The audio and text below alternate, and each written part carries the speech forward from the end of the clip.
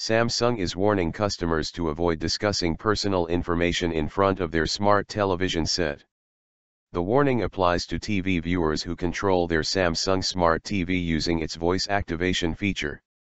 Such TV sets listen to every conversation held in front of them and may share any details they hear with Samsung or third parties, it said. Privacy campaigners said the technology smacked of the telescreens, in George Orwell's 1984, which spied on citizens. Data sharing.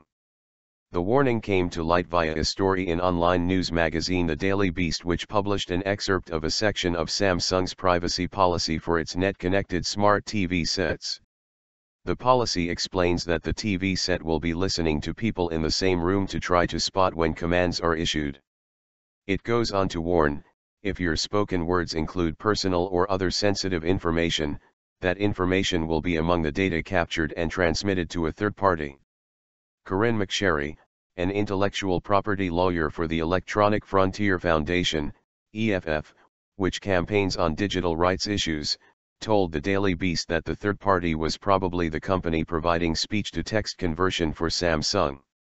She added, "If I were the customer, I might like to know who that third party was, and I'd definitely like to know whether my words were being transmitted in a secure form." Soon after, an activist for the EFF circulated the policy statement on Twitter, comparing it to George Orwell's description of the telescreens in his novel 1984 that listen to what people say in their homes. In response to the widespread sharing of its policy statement, Samsung has issued a statement to clarify how voice activation works.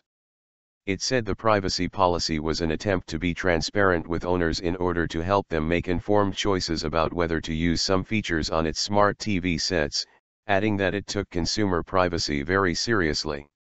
Samsung said, if a consumer consents and uses the voice recognition feature, voice data is provided to a third party during a requested voice command search.